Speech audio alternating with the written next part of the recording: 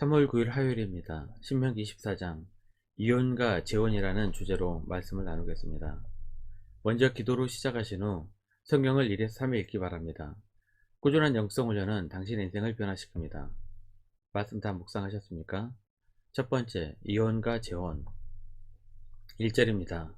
사람이 아내를 맞이하여 데려온 후에 그에게 수치되는 일이 있음을 발견하고 그를 기뻐하지 아니하면 이혼 증서를 써서 그의 손에 주고 그를 자기 집에서 내보낼 것이요.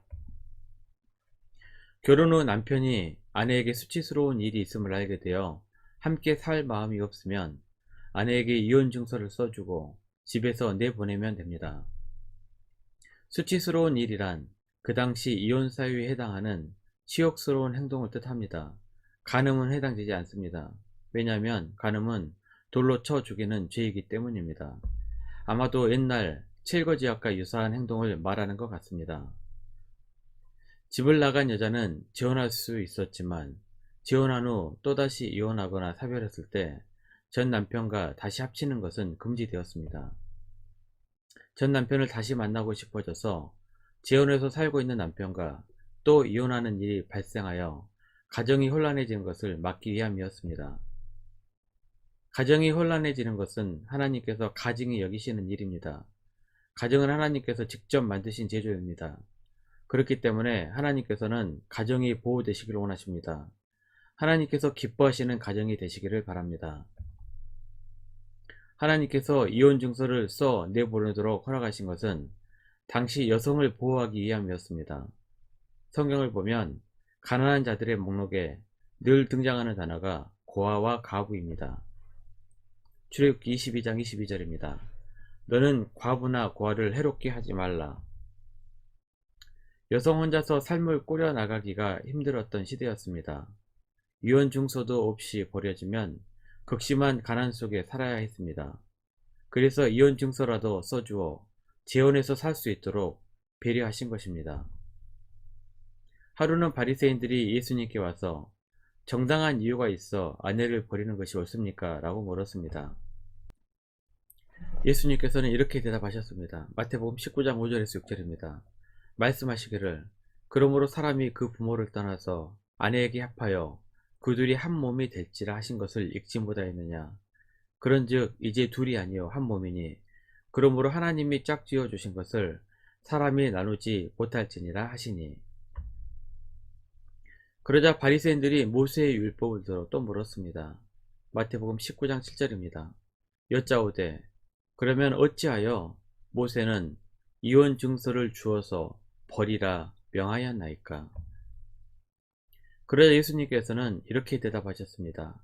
마태복음 19장 8절입니다.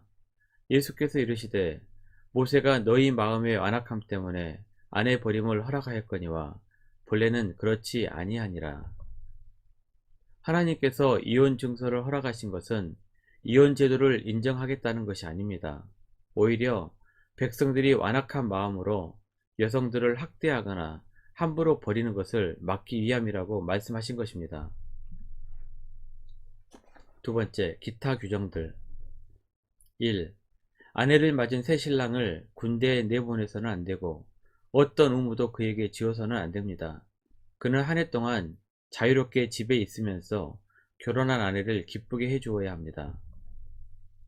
이 규례는 두 남녀가 한 몸을 이루어 아름답고 화목한 가정을 이루도록 하기 위해 하나님께서 직접 제정하신 결혼 제도를 지키기 위한 것입니다.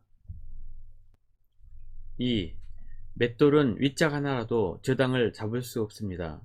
맷돌이 있어야 물 만들어 먹을 수 있기 때문에 사람의 생명과 직접적인 관계가 있는 맷돌을 담보로 잡지 못하게 한 것입니다. 이 규례를 보게 되면 동족에게 이자는 받지 못하지만 돈을 돌려받기 위해 저당은 잡을 수 있었던 당시의 문화를 엿볼 수 있습니다. 3. 사람이 자기 형제인 이스라엘 사람을 유괴하여 노예로 부리거나 판 것이 드러나거든 그 유괴한 사람은 죽여야 합니다. 4. 나병에 걸린 사람은 제사장들이 가르치는 대로 모든 것을 힘써 지켜야 합니다. 하나님의 말씀을 가르치는 목회자의 지도와 목양을 잘 따르시기를 바랍니다. 평면목을 통해 하나님과 교제하는 시간은 여러분의 영혼을 바른 길로 인도합니다. 하루 30분씩만 내서 하나님과 영적 교제를 반드시 하기를 바랍니다. 5. 자식이 지은 죄 때문에 부모를 죽일 수 없고 부모의 죄 때문에 자식을 죽일 수 없습니다. 사람은 자기가 지은 죄값을 치르면 됩니다. 연대처형법으로부터 죄 없는 가족들의 희생을 막는 규례였습니다. 세 번째, 가난한 이웃을 위한 배려. 12절입니다. 그가 가난한 자이면 너는 그의 전당물을 가지고 자지 말고. 하나님의 관심은 하나님의 모든 자녀가 함께 행복한 세상을 만드는 것이었습니다. 그러기 위해서는 가난한 자들에게 복지가 필요했습니다. 이러한 복지는 국가적 차원에서 실시한 것이기보다는 더 많이 가진 사람들이 조금씩 부담해야 하는 것이었습니다. 가난한 사람에게는 위도 탐보이 밤의 이불이 됩니다. 이스라엘에서는 여름에도 밤에는 매우 춥기 때문에 가난한 자들은 위도도 없이 잠을 잘 수가 없었습니다. 그래서 가난한 사람들에게 저당 잡은 옷은 해가 지기 전에 반드시 돌로 주어야 합니다. 13절입니다. 해질 때에 그 전당물을 반드시 그에게 돌려줄 것이라. 그리하면 그가 그 옷을 입고 자며 너를 위하여 축복하리니 그 일이 내 하나님 여호와 앞에서 내 공의로움이 되리라. 가난한 자는 담보물을 돌려받은 대신 돈을 빌려준 사람을 축복해야 합니다. 그러면 하나님께서 그 축복대로 복을 주시겠다는 약속입니다. 품삯을 당일에 줘야 하는 것도 같은 이치입니다. 하루 벌어 근근히 살아가는 사람들의 품삯을 주지 않으면 굶게 됩니다. 품삯을 받지 못해 하나님께 호소하면 하나님께서는 그 죄를 자시하지 않겠다고 하십니다. 또한 고아나 가부나 나그네의 소송을 억울하게 재판하지 말아야 하며 곡식이나 감람나무, 포도 등도 적당량 남겨두어야 합니다. 오직 믿음으로 구원을 받는다는 말씀은 절대적인 진리입니다. 하지만 구원받은 자들에게 따르는 행함으로 그 구원의 열매를 볼 수 있습니다. 야고보서 2장 22절입니다. 내가 보거니와 믿음이 그의 행함과 함께 일하고 행함으로 믿음이 온전하게 되었느니라. 말씀 요약합니다. 첫 번째, 가정은 하나님께서 직접 만드신 제도입니다. 그렇기 때문에 하나님께서는 가정이 보호되시길 원하십니다. 하나님께서 기뻐하시는 가정이 되시기를 바랍니다. 두 번째, 믿음으로 구원받은 성도들은 행함으로 열매를 맺습니다. 1년 성경 일독 주간 계획입니다. 오늘은 화요일 사사기 11장에서 13장 말씀을 천천히 묵상하십시오.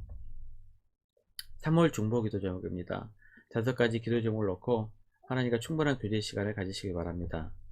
가정에서 기도하시기 힘드신 분들은 교회에 나오셔서 주중 기도의 시간을 이용하시면 됩니다. 새벽 6시부터 밤 10시까지입니다. 하루 30분씩 최선을 다하시기 바랍니다. 그러면 여러분의 삶이 변화될 것입니다.